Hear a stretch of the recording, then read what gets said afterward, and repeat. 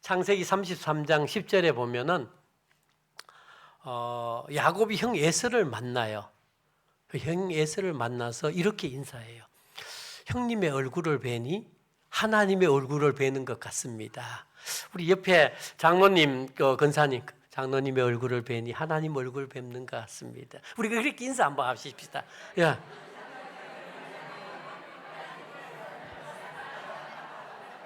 아유, 역시 멋있어요. 역시 멋있어요. 하나님 얼굴처럼 보여지죠? 예수 믿는 사람의 얼굴은 늘 다른 사람이 볼 때, 아, 저 사람은 예수 믿는 사람이다. 하나님의 얼굴을 가졌다. 그렇게 해야 돼요. 여러분들이 그렇게 되기를 소망합니다. 늘 잊지 않고 또 이렇게 선교지를 위해서 후원해 주시고 또 기도해 주셔서 너무너무 감사하고 또 오늘 귀한 시간까지 내주셔서 선교 보고를 할 수 있어서 참 행복하기도 합니다. 하나님의 은혜와 평강이 또 여러분의 삶과 직장과 가정에 넘치기를 축복합니다. 말씀을 나누기 전에 짧은 시간이지만은 좀 아프리카 선교하는 이야기만 좀 오늘 하려고 하고요. 또 저희가 어떤 일을 하고 있는지 영상 한 5분 되는 영상 잠깐 보고 제가 말씀을 좀 이어가겠습니다. 영상 좀 부탁드립니다.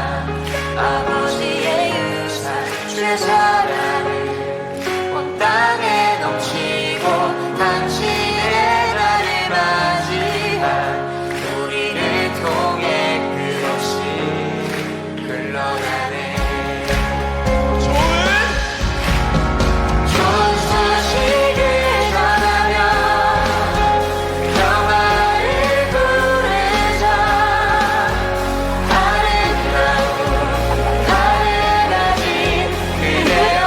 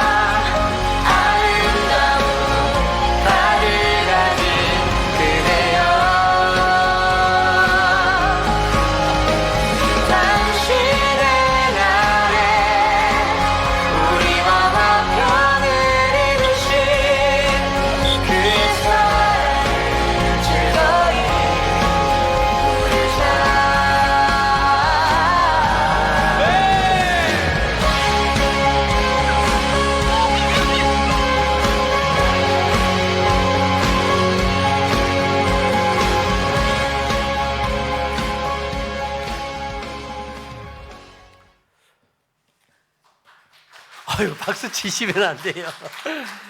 지금 남아공이 굉장히 많이 어렵습니다.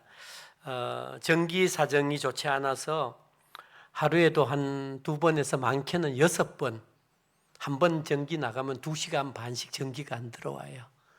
지금 4년째 그렇게 살고 있습니다. 그래서 하루에도 적게는 한 6시간 전기가 없고요, 많게는 한 12시간 동안 전기가 없어요.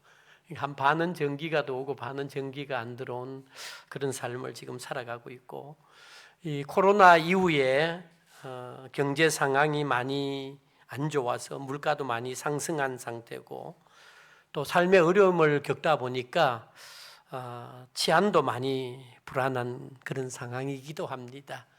여러분 생각나실 때 좀 이런 남아공을 위해서 기도해 주시기를 먼저 부탁드립니다. 자, 오늘 우리에게 주신 이 본문의 말씀은 이 바울과 바나바가 안디옥 교회로부터 선교사로 파송을 받습니다. 그리고 1차 전도 여행을 떠나고 1차 전도 여행을 마치고 다시금 안디옥 교회로 돌아와서 선교 보고를 하고 있는 말씀이 오늘 본문의 말씀이에요.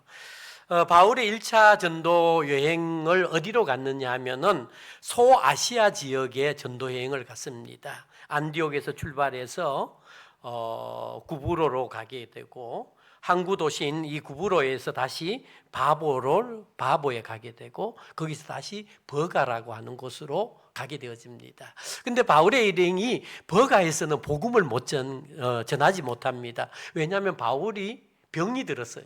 아파가지고 결국 복음을 전하지 못하다가 돌아오는 길에 다시 버가에 들려서 복음을 전하게 되어집니다. 그리고 비시비아 안디옥을 거치게 되고 이곤, 이온과 누스드라를 거쳐서 더베까지 가서 복음을 전합니다. 그런 다음에 파송한 안디옥 교회로 되돌아오게 되어집니다. 같은 길을 따라서 다시 돌아와서 안디옥 교회에 돌아온 바울의 일행이 교회 앞에서 선교 보고를 하고 있는데, 그 말씀이 오늘 본문의 말씀인데, 어떻게 선교 보고를 하느냐 하면 크게 2가지입니다. 오늘 27절 말씀에 보면 이런 말씀이 나옵니다. 그들이 이르러 교회를 모아 하나님이 함께 행하신 모든 일과 이방인들에게 문을 여신 것을 보고하고, 첫 번째 선교 보고는 선교 사역을 하나님이 하셨다 그렇게 보고합니다. 여러분도 아시는 대로 복음은 누가 전했습니까? 바울이잖아요. 핍박을 받은 것도, 박해를 받은 것도 바울의 일행입니다. 그런데 바울은 선교 보고를 하면서 어떻게 보고하느냐 하면은 모든 것이 하나님의 은혜였다는 거예요. 모든 것을 하나님이 행하셨다 그렇게 보고를 합니다. 마술사 엘루마를 제압하기도 하고 루스드라 안진뱅이를 일으킨 후에는 돌에 맞아 죽을 뻔도 했습니다. 그런데 바울은 선교 보고를 하면서 하나님이 하셨다는 거예요. 하나님이 하셨다 그렇게 보고를 합니다. 그 다음에 2번째 어떤 보고를 하느냐 하면은 하나님께서 이방인들에게 문을 열어주셨다 그렇게 보고를 합니다. 당시 이방인들에게 복음이 전해진다고 하는 것은 대단한 일입니다. 당시 복음은 유대인의 전유물이었거든요. 그런데 이방인들에게 복음이 전해진 것은 상상할 수 없는 그런 일들이었습니다. 그런데 복음이 이방인들에게 전해진 거예요. 그러면서 바울이 선교 보고를 하면서 어떻게 하느냐면은 하나님께서 이 모든 선교의 문을 열어주셨다. 선교를 가능케 해주셨다. 그렇게 보고를 하고 있습니다. 이제 여러분 여기서 우리가 깨닫는 것이 있어요. 선교의 모든 과정은 하나님의 은혜입니다. 아멘. 하나님이 모든 일을 함께 하시고 하나님께서 길을 열어주셔야만이 가능한 것이 선교입니다. 사람의 힘으로 할 수 있는 것이 아닙니다. 전적으로 하나님의 은혜입니다. 그리고 여기서 더 중요한 것이 있어요. 그것이 뭐냐면은 선교는 전적으로 하나님 앞에 맡겨야만이 가능합니다. 여러분 26절 말씀에 보면 이런 말씀이 나와요. 이곳은 두 사도가 이룬 그 일을 위하여 전에 하나님의 은혜에 부탁하던 곳이라 그렇게 말씀합니다. 이 부탁했다고 하는 말은 위탁했다, 맡겼다 그런 말이 아닙니까? 바울과 바나바를 선교사로 파송하면서 하나님 앞에 온전히 맡겼다는 거예요. 온전히 맡긴 겁니다. 이렇게 하나님 앞에 맡길 때에 은혜의 하나님께서 이들을 지켜주셨고 믿음의 문을 열어주셨고 선교 일정을 잘 감당하게 해주셨다는 겁니다. 이런 의미에서 보면 오늘 우리도 마찬가지입니다. 무엇을 하든지 어떤 일을 하든지 제일 먼저 우리가 해야 될 일이 뭡니까? 하나님 앞에 맡기는 거예요. 제일 먼저 하나님 앞에 맡기면은 하나님이 모든 일 가운데 함께 해 주실 겁니다. 하나님이 길을 열어 주신다는 겁니다. 저도 이제 바울의 일행처럼 남아공 선교지에서 한 15년 차 지금 살아가고 있는데 그곳에 복음을 전하다가 다시금 이제 고국에 돌아와서 그간 진행되어졌던 선교 사역들을 오늘 여러분들에게 보고하려고 합니다. 결론부터 말씀을 드리면은 바울의 선교 보고처럼 남아공에서 행한 이 모든 일을 하나님이 하셨다는 겁니다. 하나님의 은혜였다는 겁니다. 그리고 하나님께서 길을 열어주셨기 때문에 여기까지 올 수 있었다고 하는 사실을 먼저 여러분들에게 말씀을 드립니다. 뿐만 아니라 이 모든 사역들은 여러분들의 따뜻한 사랑의 후원이 있었기 때문에 여러분들의 눈물의 기도가 있었기 때문에 가능한 사역들이었습니다. 몇 가지 좀 이렇게 나누어서 제가 보고를 좀 드리려고 하는데 먼저 보고할 사역은 교회 사역입니다. 그간 행해진 교회 사역들을 다 보고하기는 좀 어렵지만은 좀 중요한 게 몇 가지만 좀 보고를 하려고 합니다. 그동안 남아공 선교사로서 원래 15년째 살아가고 있는데 교회를 거의 개척을 했습니다. 개척을 해서 10개 교회를 건축을 했습니다. 하나님 앞에 드렸고 그런데 예수 믿는 사람들에게 세례를 좀 베풀고 싶은데 10개 교회를 세우면서도요 한 번도 세례를 베풀지를 못했어요. 제가 개척한 곳마다 전기도 없고 물이 없는 곳이에요. 전기도 없고 물이 없으니까 세례를 베풀고 싶어도 물이 없어서 못 베풉니다. 가까운 근처에 강조차도 없었고요. 그런데 아프리카 사람들은 한국처럼 이렇게 뿌려서 이렇게 세례를 받으면 참 좋은데 그 사람들이 원하는 것은 무조건 침례를 받아야 돼. 물에 들어갔다 나와야만이 세례 받은 것으로 인정을 하니 물이 없는 곳에서는 도저히 불가능한 일이잖아요. 그래서 거의 10년 동안 한 번도 세례를 베풀지를 못했어요. 그러다가 2년 전에 이다솔 목사님하고 위러브 찬양팀 대표인 박은종이가 저희 선교지에 왔어요. 몇몇 팀들하고.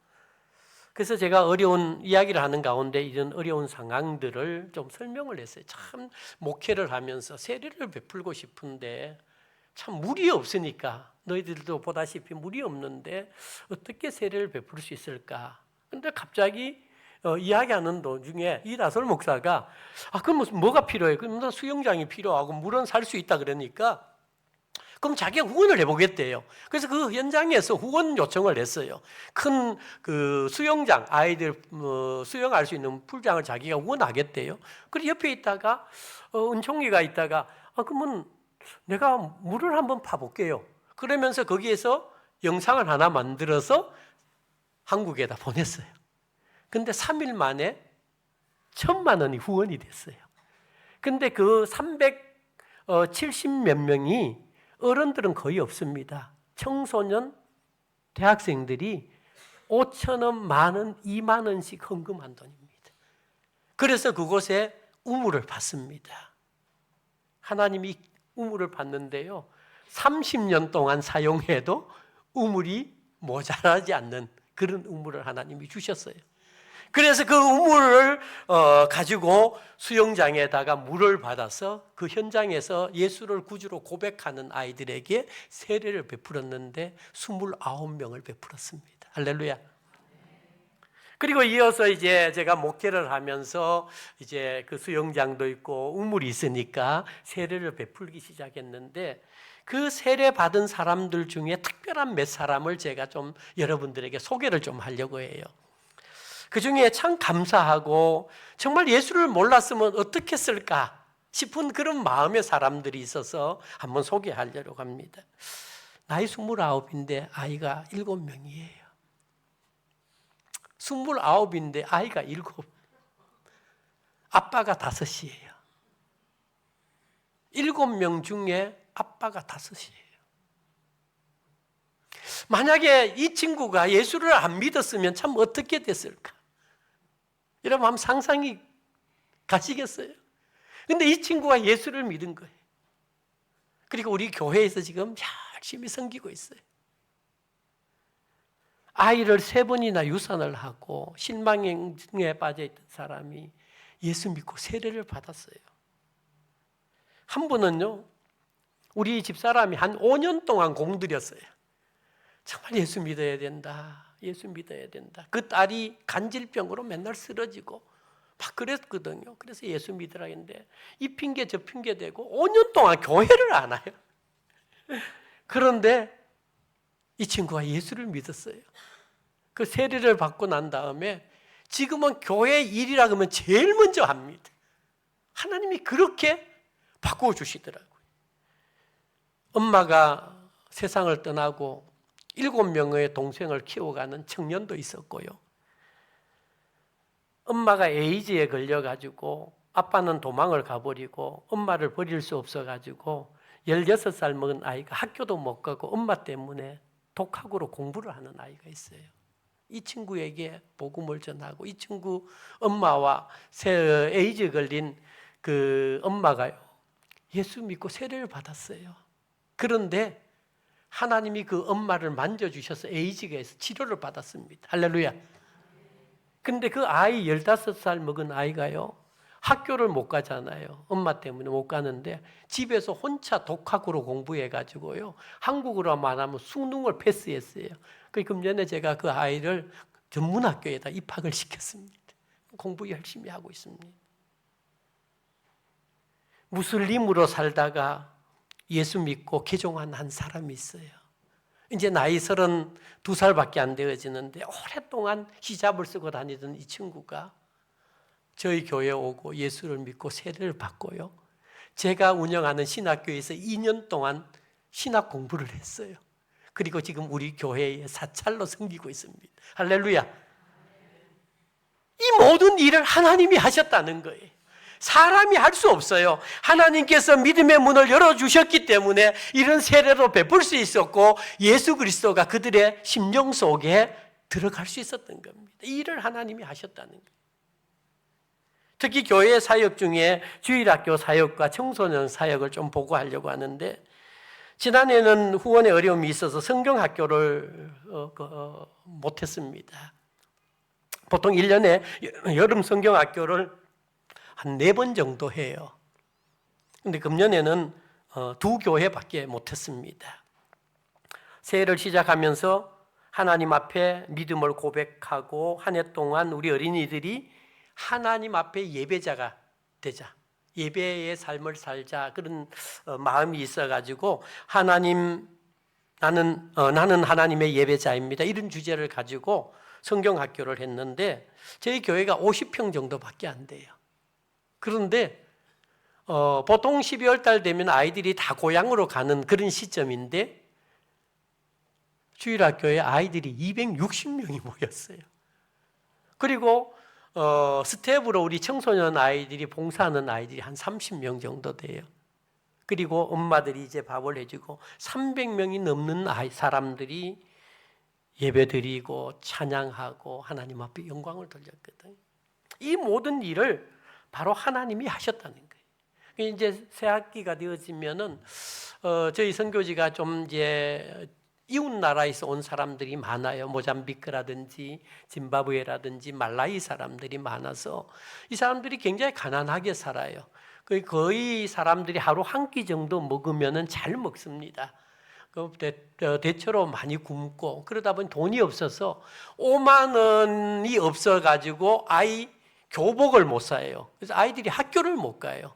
그래서 금년에는 좀 후원을 하고 싶었는데 코로나 이후에는 후원이 안 돼가지고 아이들에게 돕지를 못했는데 어쨌든지 제가 매년 한 100여 불 정도 옷을 사가지고 교복을 사서 아이들에게 매년 그렇게 나누어 주면서 그런 사역을 이어오고 있습니다. 그리고 금년에는 익명의 어떤 후원자가 저에게 후원을 해 주셔가지고 배고픈 아이들에게 따뜻한 밥이라도 좀 한번 먹이고 싶어가지고요.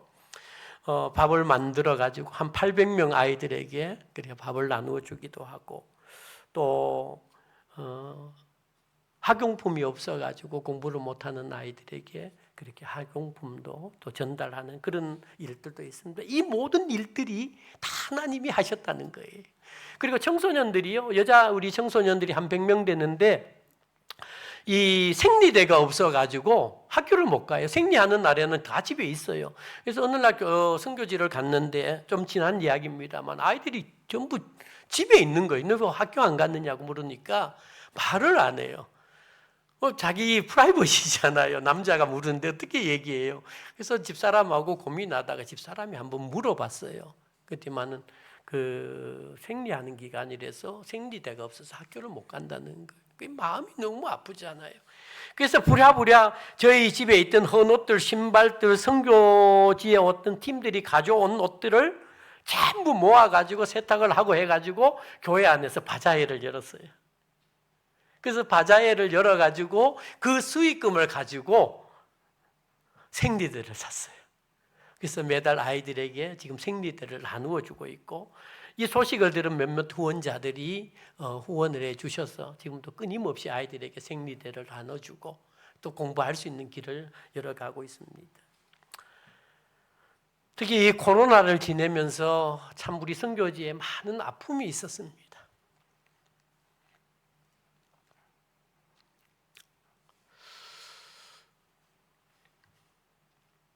우리 13살, 14살 먹은 아이 3명이 목을 맸습니다. 교회 나오는 아이들인데, 엄마도 교회 나오는 아이들인데 3명이 자살을 기도했어요. 그러니까 코로나를 보내면서 정말로 예수 안 믿는 사람들이 얼마나 많은 청소년이 죽었는지 여러분들 상상하지 못할 만큼 아이들이 죽었어요. 먹을 것이 없었어요. 근데 그 아이들을 이제 만나서 목을 메고, 근데 참 감사한 건 하나님이 그 아이들 3명을 다 살려주셨어요. 그래서 그 아이들을 면담하는데 아이들이 늘 하는 얘기가 삶이 녹록지 않대요. 먹을 것도 없고 너무 삶이 힘들대요. 학교 가면 왕따 당하고 요즘 흔한 폰도 하나 없고 막 그래서 이 아이들이 너무너무 힘들어해요. 그래가지고 우리 딸이 결혼할 때 한국을 방문을 했어요. 그래서 이제 아는 친구 목사님 교회에 쓰지 않는 중고폰, 버리는 중고폰 좀 있으면 좀 모아달라고. 그래서 모아준 게 80개를 모았습니다. 근데 그 중에 10개는 아주 옛날 폰이라서 사용이 안 돼요. 또 배터리도 안 돼서 쓸 수도 없고 그래서 버리고 70개를 남아공을 가지고 가는데 비행기는 한 사람 10개밖에 안 실어줘요. 근데 집사람하고 제가 둘 가면서 70개를요, 믿음을 가지고 갖고 갔어요. 근데 갈아타는데 이미그레이션 검색대를 다 통과해야 되잖아요. 하나님이 그 사람들의 눈을 다 감기셔가지고요 70개를 한 개도 검열대에 걸리지 않았어요. 할렐루야. 뭐 다 제가 말씀드릴 수는 없지만은 70개를 남아공 땅에 그냥 하나님이 옮겨주셨어요. 선교사가 또 못됐어요. 그냥 아이들에게 좀 나눠주면 되게 좋잖아요. 근데 세상에 공짜가 어디 있어요? 성경 구절을 50개를 제가 정했어요. 프린트를 해갖고 50개를 다 애워갖고 오면은 선착순으로 폰을 주겠다고 해서 선포를 했어요. 근데 아이들이요, 그 폰에 눈이 어두워가지고 50개를요, 봄 지나니까 다 애우더라고요. 그래서 주일날 와서 50개 애우면 폰 하나 주고 그렇게 했는데, 아니 뭐 우리 청소년 아이들이 그때는 한 70명 정도 됐는데 자기는 도저히 머리가 나빠서 못 애우겠대요. 아니 자는 애워서 봤는데 나는 못 봐도 어떡하냐고. 그래? 그럼 할 수 없이 성경을 써라. 그래서 마태복음부터 마태, 마가, 누가, 요한 노트하고 볼펜은 내가 사줄 테니까 성경은 무조건 써갖고 오라. 그래서 내 사복음서를 온 사람에게 폰을 나누어 줬어요. 사실 그렇게 해서 우리 청소년들에게 폰도 나누어 주고 성경 쓰기도 하고 복음을 전했는데, 그 성경을 쓰면서 우리 아이들을 성령 하나님이 터치를 해준 거예요. 아이들이 바뀌기 시작하는 거예요. 하나님 안에서 꿈꾸기 시작하는 거예요. 그래서 이런 아이들이 생겨나면서, 과거에는 아이들이 학교에서 진급을 했는데 진급 시험을 치면 40점을 맞아야 되는데 40점을 못 맞아갖고 진급이 안 돼요. 그래서 2학년에 한 2년 다니고 5학년에도 한 3년 다니고, 그래서 나이 참 한 6학년쯤 돼가지고 그만두고, 이런 아이들이요, 하나님이 성령을 통해서 그 아이들을 만져주기 시작하니까요, 한 60%가 진급을 못하던 그 지역의 아이들이 지금은 95% 진급을 합니다. 할렐루야. 지금 우리 교회 나온 아이들이 그 학교에서 전교 1등 합니다. 각 반에서 1등 합니다.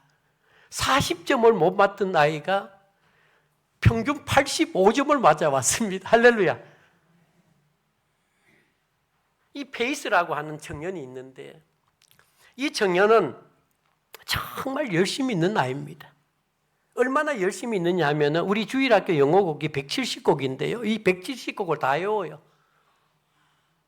우리 교회에 나오는 청소년 100명 중에 60명은요, 170곡의 영어 찬양을 음악만 틀어주면 가사고 율동이고 다 마스터한 아이들입니다. 어디 갖다 소환해도 170곡 다 합니다. 할렐루야. 여러분, 상상이 안 되죠?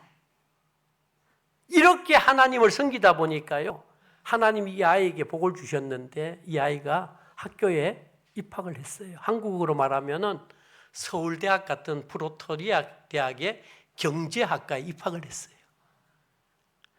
그 학교가 생기고 첫 번째 있는 일이었고요, 그 동네에서 첫 번째 있는 일입니다. 경산한 거 아니에요. 그런데 이 아이가 학교를 갔는데 돈이 없잖아요. 학비 될 돈도 없어요. 부모님이 돈이 없으니까 입학을 해놓고 학교가 입학을 거절했어요. 돈이 없다고. 그래서 제하고 저희 집 사람이 가가지고 대신 부모로, 데모로 사인을 하고 이 아이를 입학을 시켰는데, 입학을 시켰으면 그것을 끝나면 좋은데 학비를 내야 되잖아요. 학비 낼 일이 없어서 이거는 기도밖에 없다고 생각해서 저희 집 사람하고 그 아이하고 이 마룻바닥에 앉아서 눈물로 하나님 앞에 기도했어요.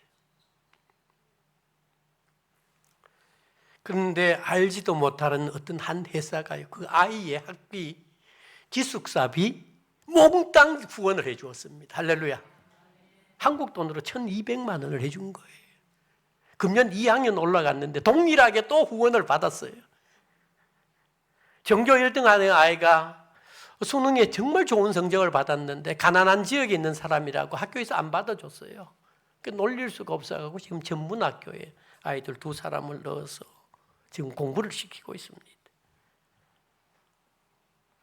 이렇게 가다 보니까 이제 아이들이 꿈꾸기 시작해요. 아, 예수 믿으면은 나도 저렇게 할 수 있다. 그래서 한 아이가 주일날 예배 드리는데 간증을 하러 나왔는데 제가 많이 울었어요. 왜 울었느냐 하면은 주일날 간증 시간에 나와서 이 아이가 어떤 간증을 하느냐 하면은, 제가 10학년을, 그러니까 고등학교 1학년입니다. 고등학교 1학년을 3년 동안 재수를 했대요. 패스를 못해서 3년을. 그런데 내가 교회에 와갖고 예수 믿고 지금까지 3년 동안 단 한 번도 패스 못한 적이 없대요. 그러면서 걔가 고백하는 게, 당신들도 예수 믿어야 됩니다. 그런 얘기를 하는 거예요. 얼마나 감동이에요. 제가 막 그 든 순간에 제가 막 펑펑 울었습니다. 근데 이 아이들이 어떻게 자라가느냐 하면은요, 1년에 52주잖아요. 부모, 할머니가 돌아가셨는데도 그 장례식이 안 가고 주일을 안 빠지려고 장례식이 안 가버립니다. 가더라도 돌아옵니다. 주일 예배 드리러 옵니다. 그래서 우리 청소년 아이들은 1년에 52주 거의 다 교회에 있습니다. 이런 사역들을 하나님이 하셨다. 이거 사람의 힘으로 알 수 있는 거겠어요? 사람이 그 아이들을 붙잡아 놓는다고 하겠습니까? 하나님이 하셨다는 거예요.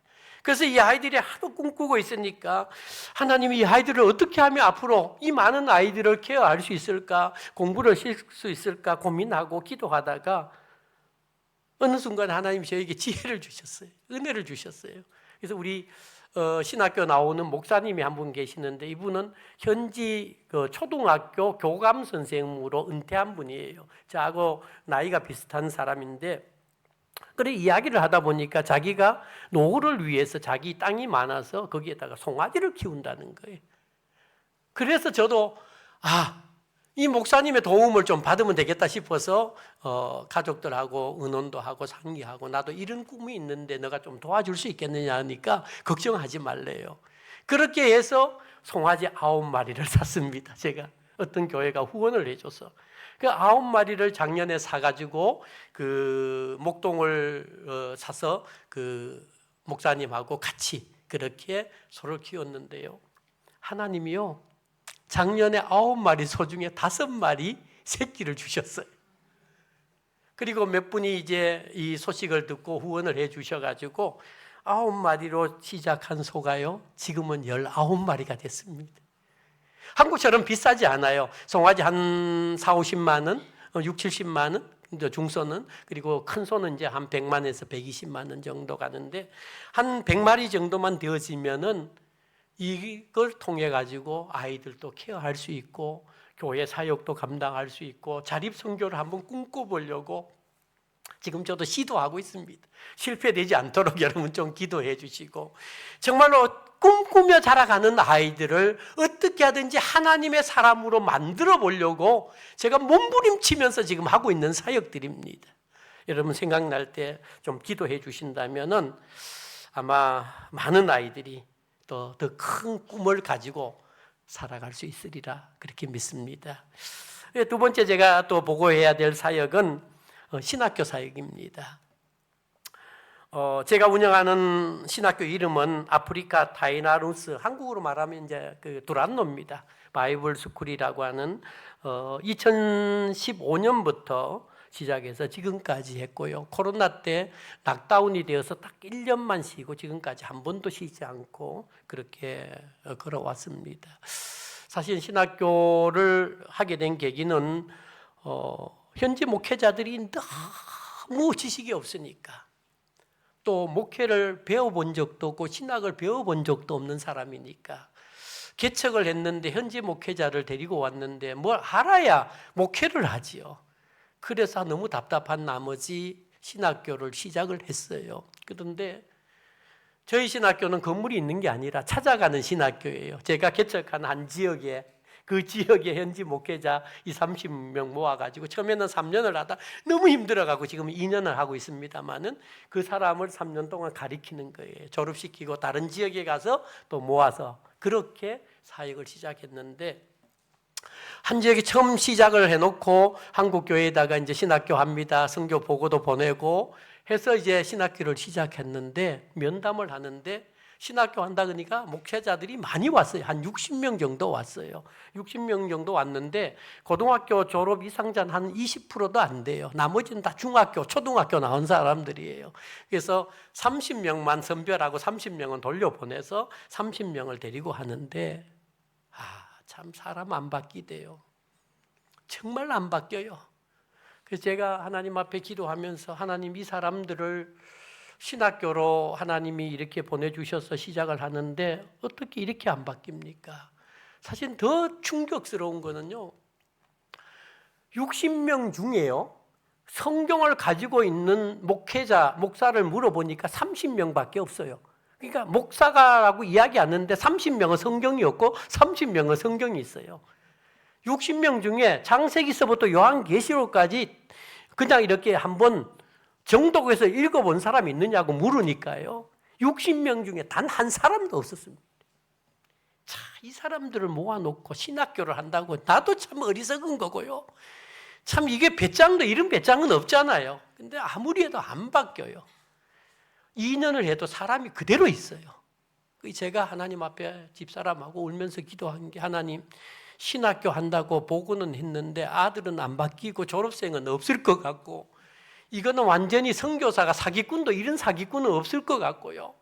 그러니까 이게 막 생명을 내놓고 하나님 앞에 매달리기 시작한 거예요. 하나님 어떻게 하면 좋아요? 그래서 아브라함이 소돔과 고모라가 멸망당했을 때 아브라함이 의인 10명, 5명, 3명 막 이렇게 하잖아요. 그 심정을 제가 성경에서 그때 느꼈어요. 아, 저 기도가 어떤 건지 그때 깨달았어요. 그래서 제가 마지막에 어떤 기도를 했냐면, 하나님 성령을 보내셔서 30명 중에 한 사람만 헷가닥 해가지고 좀 제발 한 사람만 목사 만들어 달라고 막 기도했어요. 그런데 하나님이요, 마지막 때에 은혜를 주셔가지고 17명 졸업했습니다. 할렐루야. 그렇게 시작한 신학교가 2회, 3회, 4회를 거쳐서 금년 4월 달에, 작년 4월 달에 12명이 졸업하고, 금년 6월 8일 날 이제 10명의 신학교 졸업생을 이제 배출하게 되어졌습니다. 그런데 남아공에서 이제 흑인 지역의 그 목회자들은 신학을 안 배웠잖아요. 그 목사가 어떻게 되느냐 하면, 오늘 같은 주일날 오잖아요. 목사님이 이제 주일 예배를 인도해야 되는데 일거리 있으면 목사님이 일하러 가버려요. 주일날 목사가 없어요. 그러면은 저 계시는 장로님이나 오래되신 분이 이제 나와가지고 교회에서 예배를 드려요. 뭐 있든 없든 얘기 들었든 막 이야기 주워가지고 설교한다고 시커내요. 춤추고 막 찬양하다가 그 다음날 월요일부터 저분은 갑자기 목사가 됩니다. 자기는 목사 됐대요. 그러면서 본 어게인한 목사다, 그렇게 이야기합니다. 그리고 주일날 설교 딱 하고 나오면 있잖아요, 주일날 헌금한 거 이거는 제사장 몫이라 해서 닭이 주머니 넣어갖고 다 가버립니다. 모든 목사들이 그래요. 주일날 예배드리고 뭐 교회가 부서지든지 이런데 그 뭐 관련 거 없어. 그날 나온 헌금은 그날 설교한 목사 겁니다. 스스로 손을 얹어서 목사 된 사람들, 이 사람들이 목사가 되려면 또 저처럼 교회를 한 10개 하면 비숍이라고 한 칭호를 주는데 거기 가서 돈 주고 목사를 받아야 돼요. 이런 걸 방지하기 위해서 제가 신학교 졸업한 사람들 면담하고 안수를 주는데, 그때마다 이제 한국에서 목사님들이 오셔서 이제 안수 기도하고 정식으로 목사로 그렇게 파송해서 지금 사역을 이어가고 있습니다. 참 이런 사역들을 해오면서 때로는 좀 부족하기도 하고 헌법이나 이런 것 때는 방해가 되어지지만, 그래도 이렇게라도 안 하면은 너무 힘드니까 좀 이렇게라도 해서 아프리카 교회를 세워가야 되겠다고 하는 그런 일념으로 이렇게 신학교 사역을 하고 있습니다. 이런 일들을 하나님이 하시더라고요.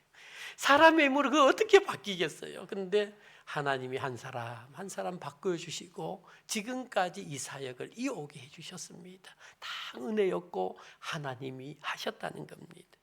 그리고 현지 목회자들을 한 달에 한 번씩 만나요. 만나서 좀 재정적인 후원도 해주지만은 교회의 아픔도 함께 나누고, 함께 어떻게 하면 아프리카 교회를 세워갈 수 있을까 눈물로 기도하기도 하고, 같이 식탁의 교제도 나누면서 그렇게 사역을 이어가고 있습니다. 이 모든 일들을 바로 하나님이 하셨다는 겁니다. 그 다음에 세 번째는 위러브팀하고 또 기타 여러 사역들을, 협력 사역들을 좀 많이 했는데, 사실은 지난해하고 작년하고 우물을 3개 팠습니다. 어떤 분이 그냥, 저는 이름도 잘 모릅니다. 그냥 어떤 분이 그냥 후원을 해 주셔가지고 마리카나 M2라고 하는 유호프 교회의 우물을 팠고요. 120m 우물을 팠고, 제가 말씀 서두에 들었던 것처럼 위러브팀 박은총 대표 그 팀들이 와가지고 아로마 교회에 그 우물을 파주었습니다. 이 마리카나 지역은 참 열악한 곳이었습니다. 굉장히 어려운 곳이고 전기도 없고, 지금도 전기가 없고요. 또 물이 없는데 이제 물을 파주니까 그 물 때문에 다시금 생기가 돋아나는 그런 마을로 변해졌고, 또 이 팀들이 오면서 컨퍼런스도 했고, 또 찬양과 예배에 관한 이런 주제로 수련회를 하면서 많은 아이들에게 도전을 주는 그런 일들도 있었습니다. 이 모든 일을 하나님이 하셨다는 겁니다. 여러분, 배추 한 700포기 한번 담가 보셨어요? 배추 700포기. 아마 교회에서도 그렇게 안 담글 거예요, 그죠? 그저 지나가는 말로 아프리카 선교사님들을 좀 도와야 되겠다 그런 마음이 있어가지고 좀 배추김치 좀 담으어서 1년에 딱 한 번밖에 배추가 안 나오니까 저 김치 좀 담으어서 좀 선교사님을 섬겼으면 좋겠다 싶어가지고 뭐 이야기하는 가운데 그게 현실이 되어 버렸어요. 그래서 2월 달에 농장을 빌려가지고 배추를 심고 그 다음에 이제 6월 달에 김장을 하게 되어졌는데 위러브 팀하고 함께 왔던 17명의 청년이요 김장 담근다고 까나리 액젓부터 시작해서 새우젓 모든 걸 싣고 남아공 땅까지 왔어요. 그래서 17명이 왔는데 17명이 와가지고 김치를 담궜는데 김치 담가본 사람 있느냐고 물어보니까요 여청양 딱 한 사람만 김치를 담가보고 16명은 김치 근처도 안 갔던 사람들이 그런데 용감하게 김치 담그러 남아공 땅까지 왔어요. 자기 개인 비행기표 끊어서 왔는데 한 100포기 정도 절이니까요 이게 허리도 아프고 안 해봤던 아이들이 어떻게 하겠어요. 청년들이요 나중에 막 소금을 갖다 부어요. 막 하지 마라 그래도 하고 그건 하고 싶은 대로 자기의 옳은 소견대로 그냥 막 했어요. 그 다음날 배추를 씻으러 가는데 씻어가지고 배추를 뜯어가지고 먹는데요 쓰고 얼마나 쓴지 입에 먹을 수가 없이 짜서 못 먹는 거예요. 그래서 너도 먹어보라고 아이들 다 뱉어서 이제 큰일 났다 버리자 막 이제 이때까지 나왔어요. 저들은 배추 담그고 가면 그만이잖아요. 나는 거기 살아야 되는데 이런 데다가 배추김치 해가지고 선교사님들이 나눠주면은 저는 그거 먹을 동안 욕 먹어야 돼. 오래 살긴 할 거예요. 욕 먹어갖고 그죠? 그런데 야 캄캄한 거야 앞이. 이걸 어떻게 해야 되느냐. 버리자니 아깝고 2월 달부터 6월 달까지 배추 키운 생각을 하면 제가 야, 이걸 어떻게 해야 되느냐고. 그래서 방법은 한 개밖에 없더라고요. 기도하자. 그래서 팀원들에게 이렇게 해가지고는 정말 죽어도 욕먹으니까 우리가 하나님 앞에 기도하자 해서 정말 기도를 했어요. 근데 나중에 배추를 다 나누는 다음에 모여서 마지막 이제 품평회 하면서 자기들의 간증을 이야기하는데 제가 깜짝 놀랐어요. 한 청년이 배추 700고기를 4등분하면 2,800쪽이잖아요. 그걸 씻어가지고 물 빼는데 들어 올리면서 2,800번 마시소서라 하나님 맛있게 해주세요. 이게 2,800번 했다는 입이 부러틀 만큼 자기가 했다는 거예요. 근데 한 아이 그 채림이라고 피아노 치는 애 있어요. 걔는 밤에 자다가 일어나서 선교사님이 저거 못 먹는다 그러는데 도저히 잠이 안 오더래요. 밤에 자다 벌떡 일어나서 하나님 앞에 이렇게 기도했대요. 하나님 우리가 자는 가운데 천사를 보내가지고 마법의 가루를 거기에다가 싹 뿌려가지고 제발 짜지 않고 맛있는 김치가 되게 해주세요. 그렇게 기도했다는 겁니다. 참 여러분 참 농담 같고 그냥 한번 웃어 넘어갈 것 같은데요. 하나님이 그 기도를 듣고 응답해 주셨습니다. 할렐루야. 한국에서 파는 종갓집 김치보다 10배 더 맛있었다는 후문이 있습니다. 하나도 짜지 않았다는 거예요. 120가정을 나누어 드렸습니다. 한 가정도 김치가 짜다는 얘기를 한 번도 안 했어요. 너무너무 맛있었다는 거. 자기가 지금까지 먹은 김치 중에 이렇게 맛있는 거 처음 느껴봤다는 겁니다. 이거 누가 한 겁니까? 하나님이 하신 거잖아요. 하나님이 하신 거예요. 하나님이 하신 거예요. 그것만 한 것이 아니라 이 친구들이 왔어요. 그 케이프타운에 좋은 거 구경 단 한 번 하지 않고요. 선교사님들 위해서, 한인교회를 위해서, 청소년들을 위해서 4번 동안 그렇게 찬양 집회를 하고 갔습니다. 그리고 라이프 워시퍼라고 하는 한 회사가 있는데 저도 처음 만난 분들입니다. 22명이 저희 23명이 선교지에 와서 그 보았던 것처럼 우물을 파주었습니다. 물이 없는 곳에 우물을 팠는데요. 우물통이 이제 2,000리터짜리, 5,000리터짜리 2개가 설치되어 있는데 밤새껏 올라오면 5,000리터 가득하게 채워져요. 그러면 제가 선교지를 보통 아침에 6시 반에서 7시에 집에 출발하면 도착하면 8시 반, 8시쯤 됩니다. 그런데 그때 가면 물이 거의 동나요. 일찍 오면 물을 못 가지고 가니까 새벽 5시, 4시 되면 물 받으러 오는 거예요. 많이 갖고 가면 안 되니까 조금씩 갖고 가라 그러는데도 물이 한 10시만 되면 물이 거의 동나버립니다. 그래서 맨날 컴플레인 합니다. 물이 작다고. 그럼 내가 어떻게 하느냐고. 작은 일이지만은 그 사람들에게 행복을 줄 수 있는 그런 사역들로 통해서 하나님이 영광 받으시더라고요.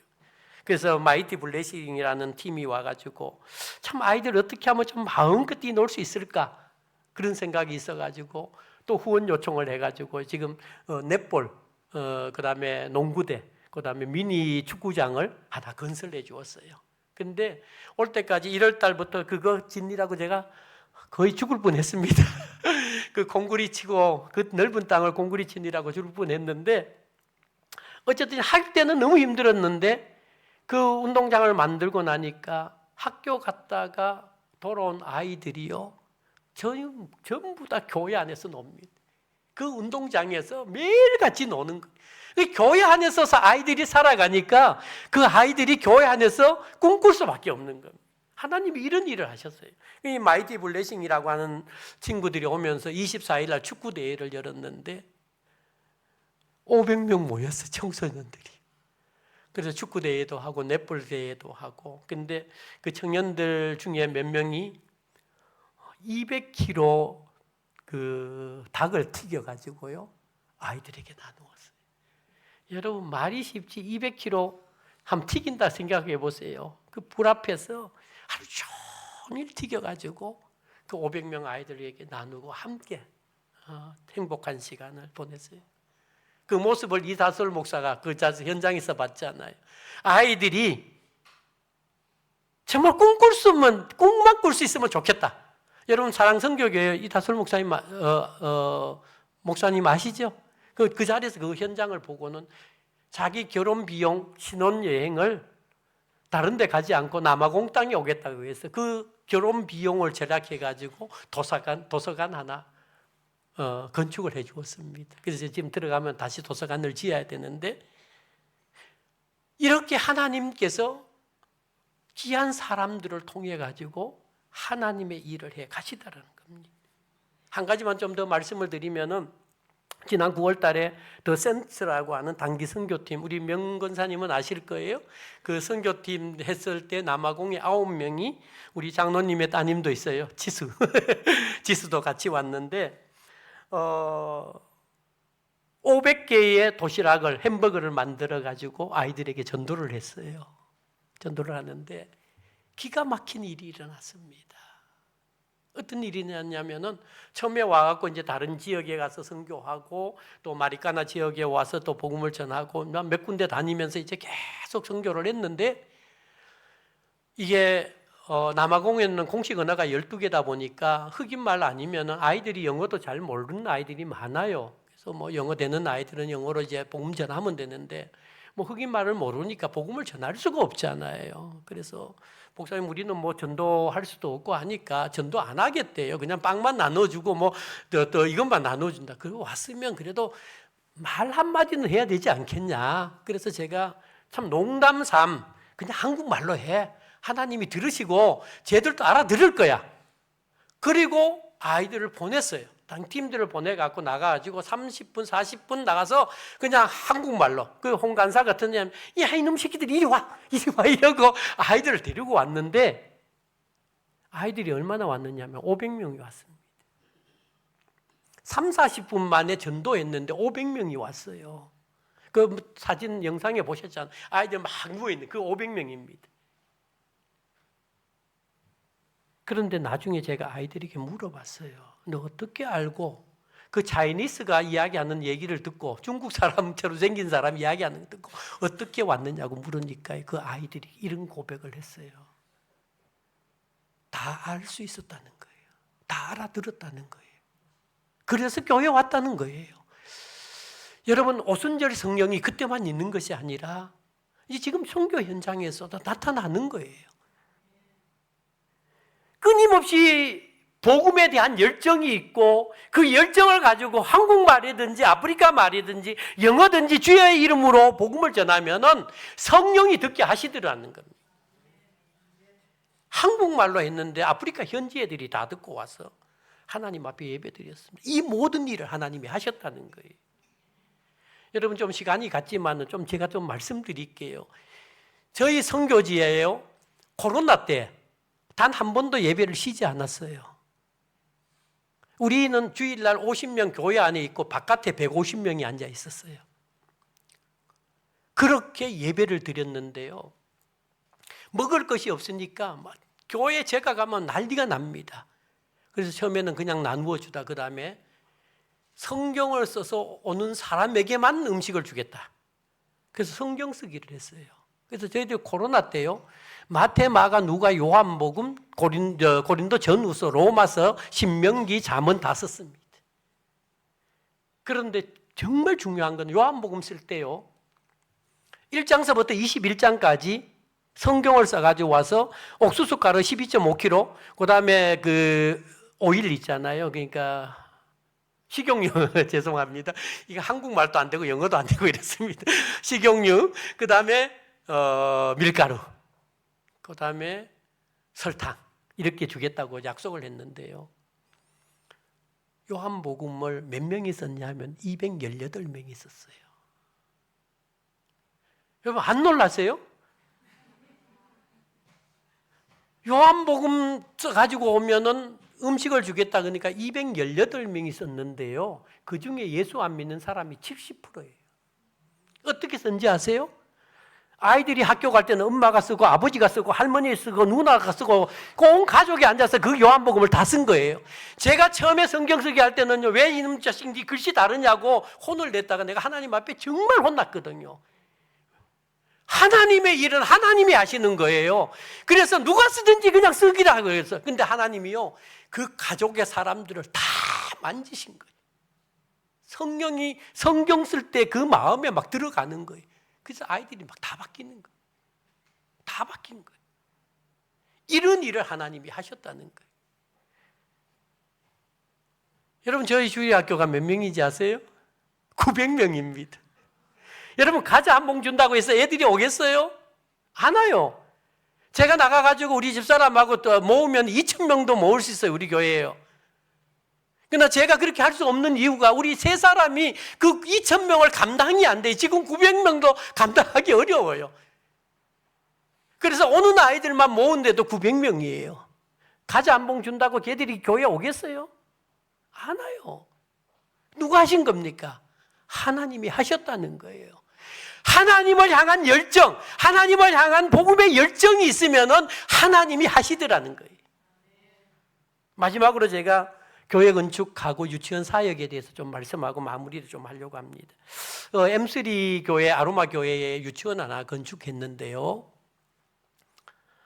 예수 안 믿는 사람이 제가 하는 사역을 보고 감동을 받았다고 아이들에게 꿈을 심어준다고 하면서 헌금을 보내왔어요. 예수 안 믿는 사람입니다. 그래서 지금 그곳에 유치원을 작년에 지었어요. 그래서 원화를 모집해서 지금 아이들을 믿음으로 양육하고 있고요.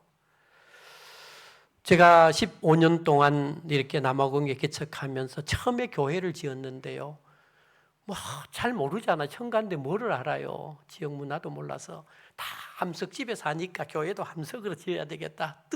그 들뜬 마음 가지고 교회를 함석으로 잘 지었어요.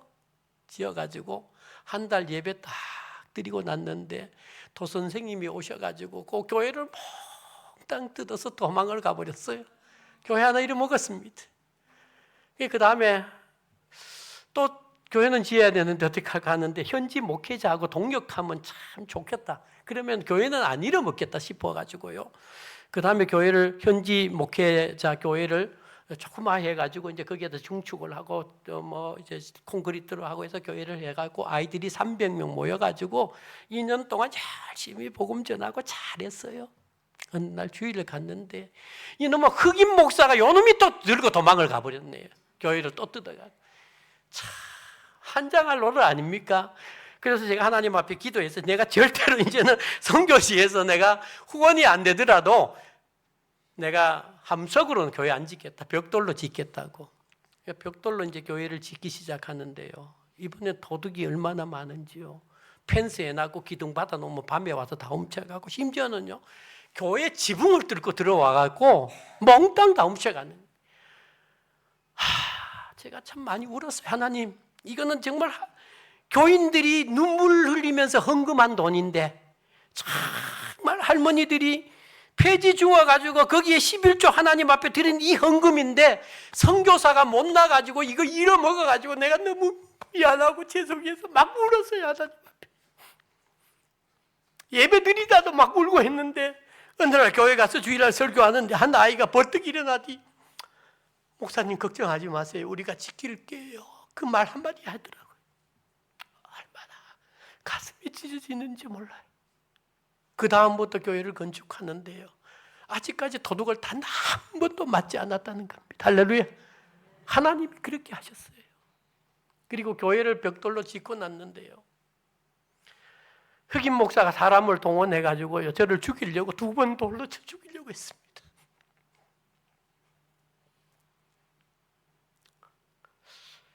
선교지에 들어갔는데 한 40-50명이 모여가지고 너 다시 이 교회 오면 죽이겠다고 돌 들고 때리는데요.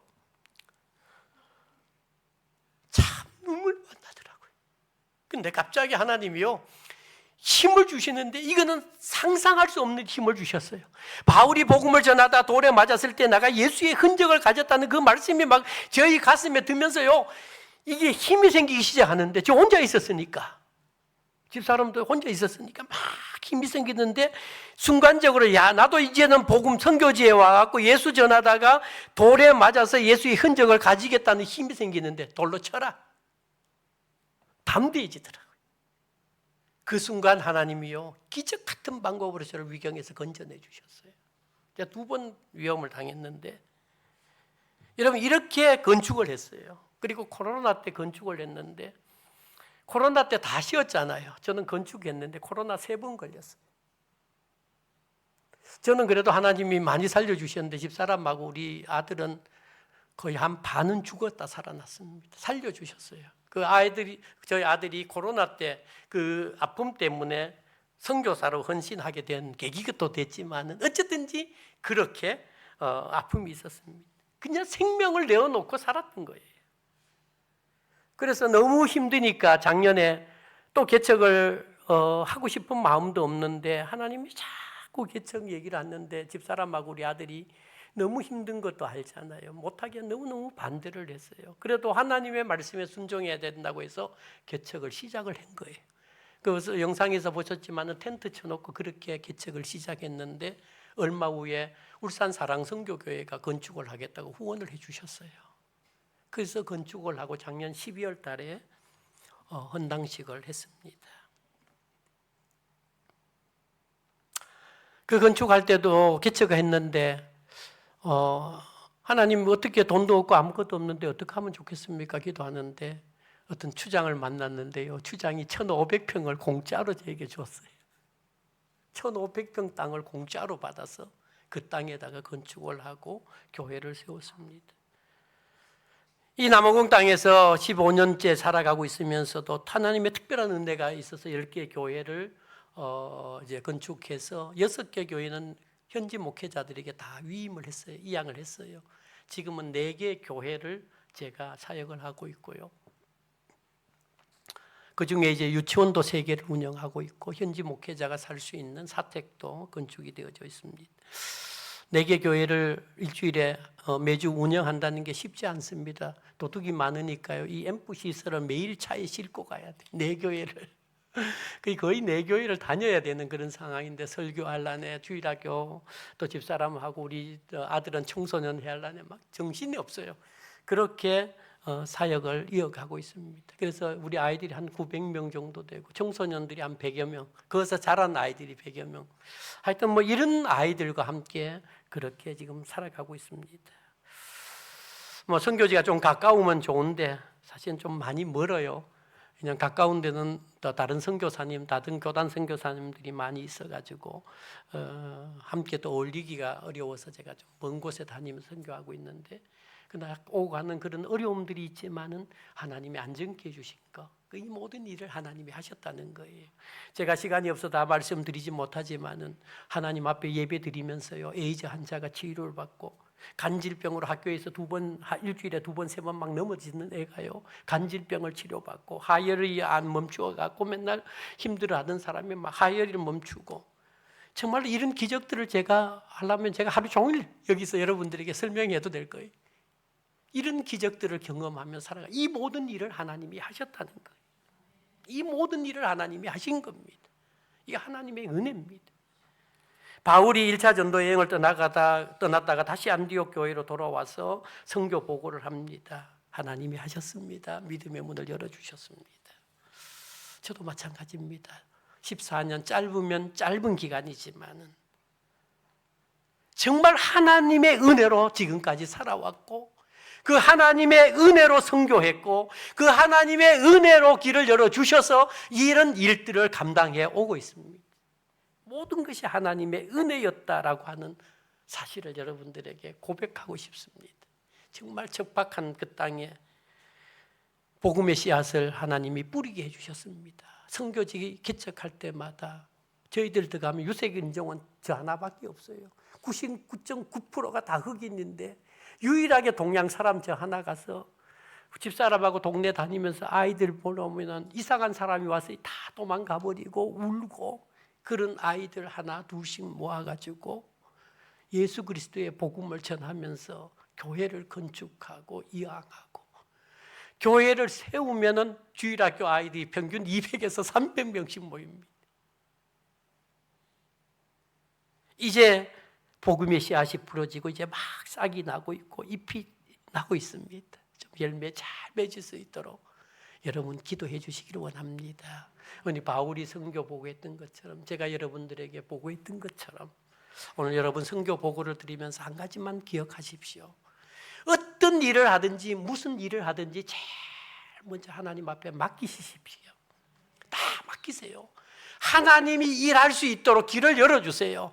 내가 하는 것이 아닙니다. 하나님이 하셔야 돼요. 하나님이 하실 수 있도록 길을 열어주시면은 분명히 하나님이 도와주실 겁니다. 함께 해주실 겁니다. 길을 열어주실 겁니다. 이루어 주실 겁니다. 그러면 저처럼 바울처럼 마지막에 가서 이 모든 일을 하나님이 하셨습니다. 하나님이 하셨습니다. 이런 믿음의 고백을 할 수 있을 겁니다. 좀 이런 고백을 하며 살아갈 수 있는 저와 여러분 될 수 있기를 소망합니다. 하나님 아버지 은혜를 감사합니다. 귀한 시간 주셔서 함께 말씀의 은혜를 나누게 해주셔서 주님 감사합니다. 짧은 시간이지만은 남아공 땅에서 주의 복음을 전했습니다. 이 모든 일을 하나님이 하셨고 하나님이 길을 열어주셨기에 가능했습니다. 하나님의 은혜이기에 하나님께 영광을 돌리고 하나님께 감사를 올려드립니다. 주님, 오늘 또 말씀을 우리들이 받으면서 우리의 모든 삶 속에서도 정말 어떤 환경, 어떤 처지에 있든지 하나님 앞에 맡길 수 있는 믿음을 주시고 하나님이 일할 수 있는 기회를 주시고 하나님이 일을 이루어 주셨기에 마지막으로 이 모든 일은 하나님이 하셨습니다. 믿음의 고백을 고백하며 살아갈 수 있는 우리 덕신 제일교회 온 성도들이 되게 하여 주옵소서. 예수님 거룩하신 이름으로 기도합니다. 아멘.